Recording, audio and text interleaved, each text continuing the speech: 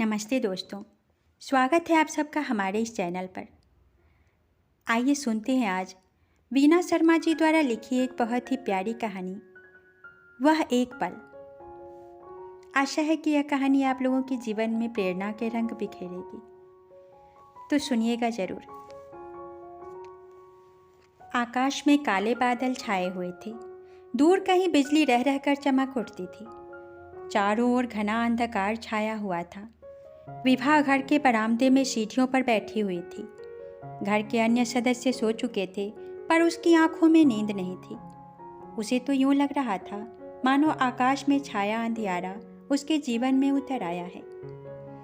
क्या क्या सपने संजोए थे उसने नमन के साथ, परंतु आज वे सब सपने चूर चूर हो गए थे और उन टूटे सपनों के किरचों ने विभा के नन्हे से दिल को लहूलुहान कर दिया था। उसके लिए बादलों की गरज, तेज हवाओं का शोर सब सन्नाटे में तब्दील हो चुका था। सिर्फ एक ही आवाज़ थी जो उसके कानों में गूंज रही थी, और वह थी उसके दिल से टपकते लहू की आवाज़। काश नमन उसका दर्द महसूस कर सकता, लेकिन जिसने जख्म दिए थे वही उस तकलीफ का एहसास कैसे करता। शायद नमन को उससे कभी प्यार था ही नहीं। वही मूर्ख थी जो ना जाने क्या क्या सोच बैठी थी। नमन से विभा की पहली मुलाकात कॉलेज में हुई थी, जहां रैगिंग से घबराकर वह बुरी तरह रो पड़ी थी। तब सीनियर्स की भीड़ से निकलकर नमन आगे आया और विभा को शांत करके क्लासरूम तक छोड़ाया। उसके बाद अक्सर कॉलेज की लाइब्रेरी या सीढ़ियों पर उनकी मुलाकात हो जाती, क्योंकि दोनों के क्लासरूम ऊपर ही थे। नमन विभा को देखकर हौले से मुस्कुरा देता और वह इतने से ही छुई मुई सी सिमट जाती। धीरे धीरे उनकी मुलाकातें बढ़ने लगी और वे कैंटीन और कॉलेज के बगीचों के झुरमुटों में एक दूसरे की आंखों में आंखें डाले साथ साथ नजर आने लगे। पूरे कॉलेज में उनके इश्क के चर्चे थे। नमन विभा की आंखों में झांक कर शरारती अंदाज में हाले दिल बयां करता, तो विभा का दिल बेकाबू हो उठता। कैसे सुहाने दिन थे वे, उसने ठंडी सांस लेकर सोचा। नमन को पाकर वह खुद को बेहद खुशनसीब महसूस करती थी। नमन का कॉलेज में आखिरी वर्ष था। कॉलेज से निकलते ही वह पिता के साथ अपने पैतृक व्यवसाय में लग गया। विभा के लिए कॉलेज सूना हो गया। नमन के बिना उसका वहाँ मन न लगता, पर करती भी क्या। नमन तो ऐसा हरजाई निकला कि फिर पलटकर भी विभा की ओर ना देखा। उसने अपना टेलीफोन नंबर भी बदल लिया था। विभा ने बीए में अपने कॉलेज में टॉप किया। वह मेधावी छात्रा थी। उसकी आगे पढ़ने की तीव्र इच्छा थी, परंतु उसके माता पिता शीघ्रातिशीघ्र उसका विवाह करके अपने कर्तव्य से मुक्त हो जाना चाहते थे। चाहकर भी वह कभी माता पिता से नमन के बारे में कुछ ना कह पाई, क्योंकि वह तो जब से कॉलेज से गया था विभा से मिलने की उसने कभी चेष्टा ही नहीं की थी। मानो उन दोनों के बीच कभी कुछ था ही नहीं। बड़ी कठिनाई से वह उन लोगों को इस बात के लिए राजी कर पाई कि जब तक योग्य लड़का नहीं मिलता तब तक वह कॉलेज में एडमिशन ले ले। परंतु लड़का मिलना इतना आसान तो था नहीं। शायद आसान भी हो जाता यदि विभा के पिता के पास दहेज में देने के लिए मोटी रकम होती। वे बेचारे तो इंटर कॉलेज में एक मामूली से अध्यापक थे, जो अपने आदर्शों के कारण घर पर ट्यूशन पढ़ाना भी उचित नहीं समझते थे। मास्टर जी किराए के पुराने छोटे से मकान में अपनी जिंदगी गुजार रहे थे। विभा और छोटा राहुल ही उनकी जिंदगी की पूंजी थे। उनकी शिक्षा दीक्षा में मास्टर जी कोई कसर नहीं उठा रखना चाहते थे। बेचारे दहेज के लिए रकम कहाँ से लाते। एक सुबह विभा कॉलेज जाने के लिए तैयार हो रही थी, तभी माँ कमरे में आई और बोली, बेटी आज कॉलेज से जल्दी आ जाना। क्यों माँ? विभा ने पूछा। आज शाम को कुछ मेहमान आ रहे हैं, माँ स्वर में जबरन अतिरिक्त उत्साह भरकर बोली। विभा का मुंह कसैला हो उठा। फिर वही नाटक दोहराया जाएगा जो पहले भी कई बार दोहराया जा चुका है। फिर आगंतुकों के समक्ष विभिन्न व्यंजनों के साथ सजाकर उसको भी परोस दिया जाएगा और वे लोग उल्टे सीधे सवाल करके उसके सांवले रंग पर टीका टिप्पणी करते हुए बाद में उत्तर देने को कहकर चले जाएंगे। लेकिन उनका उत्तर कभी नहीं आएगा। उसकी बड़ी बड़ी आंखें तरल हो आईं, पर माँ बेबस थी। क्या करती? उसके आंसुओं को अनदेखा करके चुपचाप रसोई में चली गई। शाम को चाय की ट्रे लेकर जब बैठक में पहुंची तो पिताजी के साथ नमन और उसके पिता को देखकर सुखद आश्चर्य से भर उठी। ना जाने क्यों उसे पूर्ण विश्वास था कि नमन उसे कभी नहीं नकारेगा। वह इन्हीं सपनों में खोई थी, तभी नमन के पिता की आवाज़ ने उसे यथार्थ के धरातल पर ला खड़ा किया। वे मास्टर जी से कह रहे थे, फिर भी आपको हमारी इज्जत और हैसियत का कुछ तो ध्यान रखना ही होगा। 3 लाख से 1 पैसा कम नहीं खर्च होना चाहिए विवाह में। मैं गरीब आदमी इतना पैसा कहाँ से लाऊंगा? पिता का कातर स्वर सुन विभा का दिल कांप उठा। तो फिर अपने स्तर का लड़का देखा होता। कटुता से बोलते हुए नमन के पिता उठ खड़े हुए। विभा को पूर्ण विश्वास था कि नमन अवश्य अपने पिता का विरोध करेगा।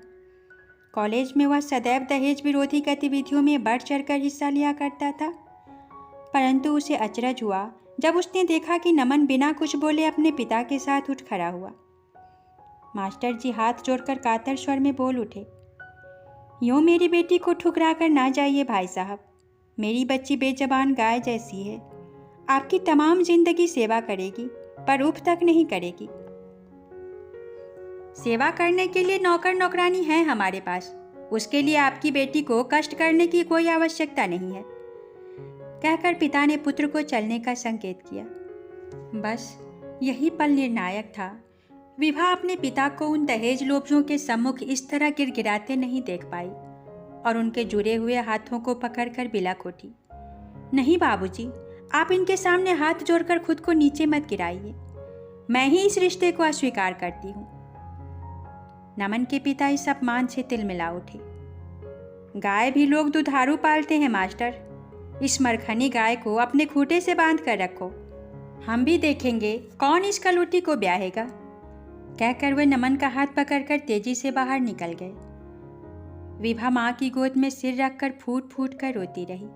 माता पिता की आंखों से भी आंसू बहते रहे। छोटा भाई दरवाजे की ओर से कातर नैनों से अपनी प्यारी दीदी को आंसू बहाते देख रहा था। जब वह स्वयं को रोक ना सका तो आकर दीदी के गले से लिपट गया और रोने लगा। विभा की आंखों के आंसू सूख गए।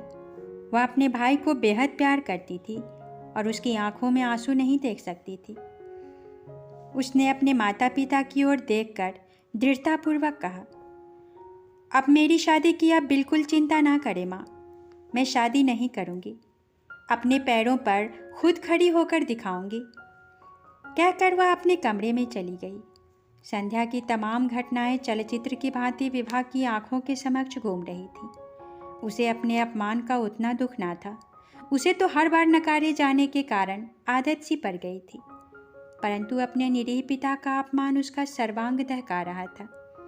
पिता का कातर चेहरा, जुड़े हुए हाथ, झुकी हुई गर्दन पुकार पुकार कर कह रहे थे कि उन्होंने लड़की पैदा करके कितना बड़ा पाप किया है।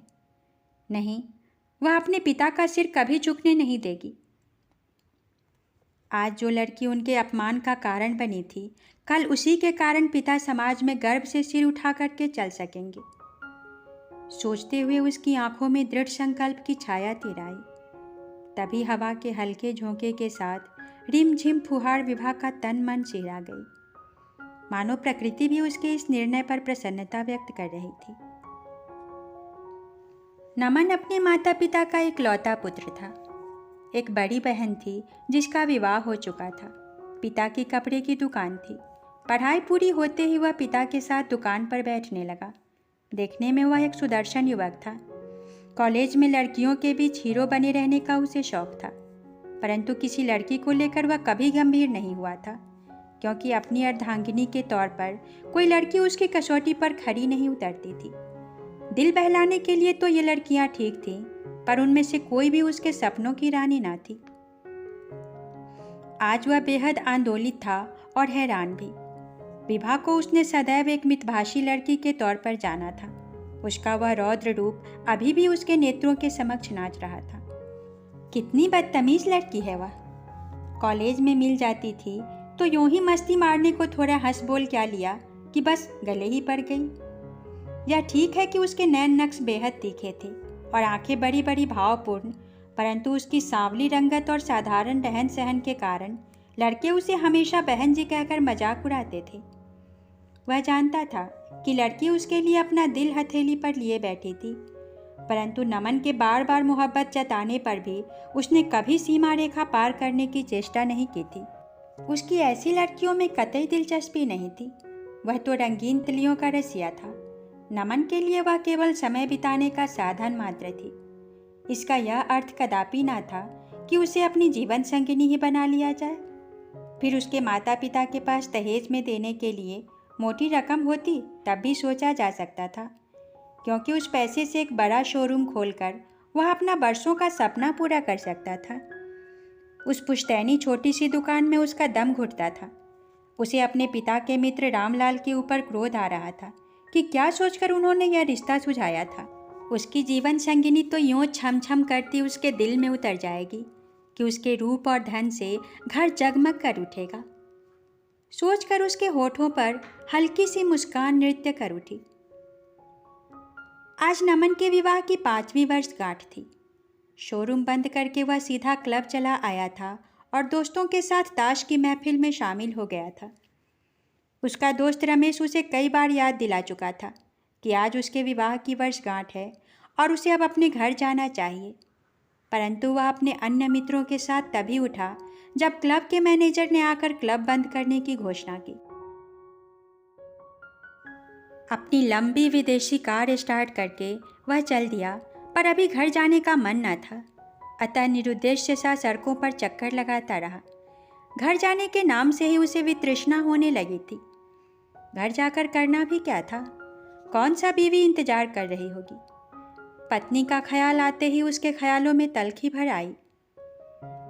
उसकी पत्नी नीमा लखपति सेठ गोपीराम की बेटी थी। उसका रंग गोरा पर शरीर बेडौल था। उसके पिता कई फैक्ट्रियों के मालिक थे, परंतु बेटी के चेहरे पर जो वज्र मूर्खों जैसा भाव हरदम छाया रहता था, उसे उनका पैसा भी छुपा नहीं पाया था। अतः उन्हें वर पक्ष को बताना ही पड़ा था कि उनकी बेटी थोड़ी मंदबुद्धि है, लेकिन डॉक्टर का कहना है कि विवाह के बाद ठीक हो जाएगी। नमन और उसके परिवार वालों ने जानबूझकर मक्खी निकली थी। आखिर लड़की अपने बाप की इकलौती वारिस थी। चांदी की तस्तरी में रखी ढेर सारी असरफियों की चमक में लड़की के सारे दोष छिप गए थे। विवाह के 5 वर्षों में यह भली भांति मालूम हो गया था कि उसकी बुद्धि का विकास दूर होने की भविष्य में कोई संभावना नहीं थी। एक लड़की को उसने 2 वर्ष पूर्व जन्म दिया था, तब से वह और भी बेडौल हो गई थी। लड़की के चेहरे पर भी नमन को कभी कभी अपनी माँ जैसे ही भाव दिखाई देते तो नमन सिहर उठता। उसकी स्वप्न सुंदरी तो सपनों में ही दम तोड़ गई थी। नमन काफी देर तक सड़कों पर यूं ही भटकता रहा। तभी उसकी नज़र डैशबोर्ड पर लगी घड़ी की तरफ गई। रात के 2 बज चुके थे। अब तक घर पर सब लोग सो चुके होंगे। अपने बेडरूम के बगीचे की ओर खुलने वाले द्वार की चाबी वह सदैव अपने पास रखता था। उसी से नित्य की भांति द्वार खोलकर वह चुपचाप अंदर जाकर सो जाएगा। परंतु अपने बंगले के सामने पहुंचकर वह आश्चर्यचकित रह गया। बंगले की तमाम लाइटें जली हुई थीं। बाहर 4-5 गाड़ियां खड़ी थीं, जिनमें पुलिस की गाड़ी भी थी। अज्ञात आशंका से उसका हृदय धड़क उठा। क्या हो गया था यहाँ? पुलिस क्यों आई है? वह कार का दरवाज़ा बंद करके तेजी से मुख्य द्वार की ओर लपका। द्वार पर खड़े सिपाही ने उसका परिचय जानकर ही उसे अंदर जाने दिया। हॉल में माँ, पिताजी और नीमा सोफे पर बैठे हुए थे। बच्ची आया की गोद में सोई थी। माँ रह रहकर सिसकियाँ भर रही थी। पिताजी का चेहरा जर्द हो गया था। पूरे घर का सामान उल्टा पुल्टा हुआ पड़ा था। कुछ लोग अलमारियों का सामान निकालकर ज़मीन पर फेंक रहे थे। शायद कुछ ढूंढ रहे थे, तो कुछ लोग डाइनिंग टेबल के इर्द गिर्द एकत्रित थे। टेबल पर तमाम कागजों और बही खातों का ढेर लगा था। अब नमन को हालात समझ में आए। मेज पर 2 नंबर के खातों का ढेर लगा था, जो नीचे तहखाने में छिपा कर रखे जाते थे। यह आयकर विभाग का छापा था। उसका चेहरा निस्तेज हो आया। वह कपकपाते पैरों से वहीं सोफे पर ढेर हो गया। माँ उसे देखकर फिर रोने लगी। पिता के पास कुछ कहने को ना था। वे सूने नेत्रों से पुत्र का मुंह देख रहे थे। नमन ने नीमा की ओर देखा तो वह फिस से हंस पड़ी। वह मूर्खा भला स्थिति की गंभीरता को क्या समझती। तभी उसे सामने वाले कमरे से निकलते 2 व्यक्ति दिखाई दिए, जो चाल ढाल से उच्चाधिकारी प्रतीत हो रहे थे। वह मुश्किल से अपने पैरों पर खड़ा हुआ और आगे बढ़कर उनसे बोला, सर प्लीज़, यह सब क्या हो रहा है? उनमें से एक स्थिति का आनंद लेता हुआ सा बोला, जनाब अभी नहीं समझे आप, आयकर विभाग का छापा पड़ा है आपके यहाँ। वह तो ठीक है सर, लेकिन हमारे ऊपर दया कीजिए, आप जो चाहेंगे हम आपकी सेवा करेंगे। अच्छा अच्छा, आप हमारी सेवा करेंगे, मगर कैसे? आपके सब वही व्यक्ति कुटिल हास्य से परिपूर्ण स्वर में बोला, अब तो हम आपकी सेवा करेंगे। दूसरा व्यक्ति जो गंभीर स्वभाव का प्रतीत हो रहा था, उसने नमन और उसके पिताजी की ओर इशारा करके कहा, आइए कमिश्नर साहब के पास चलिए। कहकर वे लोग जिस कमरे से निकले थे उसी ओर बढ़ गए। नमन और उसके पिता भी सीधे कदमों से उनके पीछे चल दिए। यह उनका सिटिंग रूम था, जिसे इस समय कमिश्नर साहब ने अपना ऑफिस बनाया हुआ था। कमरे में पहुंचते ही नमन ठिठक कर खड़ा हो गया।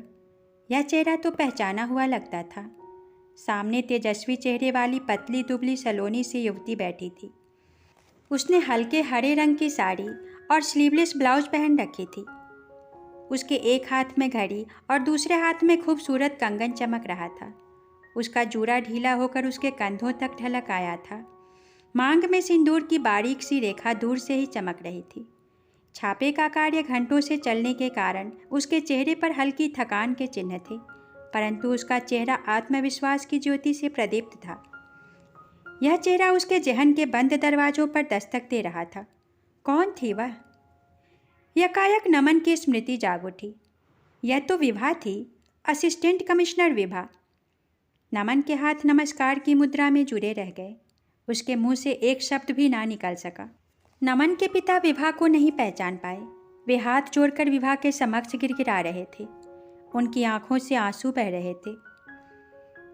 विभा के चेहरे पर यह देखकर अपूर्व शांति छा गई थी कि जिन हृदयहीनों के समक्ष कभी उसके पिता हाथ जोड़कर खड़े थे, आज वही पिता पुत्र उसके दरबार में हाथ जोड़ रहम की भीख मांग रहे थे। इसी एक पल को तो वह अपनी जिंदगी का लक्ष्य मानकर आगे बढ़ी थी। यही पल हर कठिनाई में उसे आगे बढ़ने की प्रेरणा देता रहता था। काश इस वक्त उसके पिता यहाँ होते तो देखते कि उनकी बेटी ने किस तरह उनके अपमान का प्रतिकार लिया था। धन्यवाद। आशा है कि यह कहानी आप लोगों को पसंद आई होगी। इस कहानी और वीडियो के संबंध में अपने विचार और सुझाव कमेंट बॉक्स में अवश्य भेजें। और हाँ, यदि आप इस चैनल पर नए हैं तो कृपया हमारे चैनल को सब्सक्राइब अवश्य करें।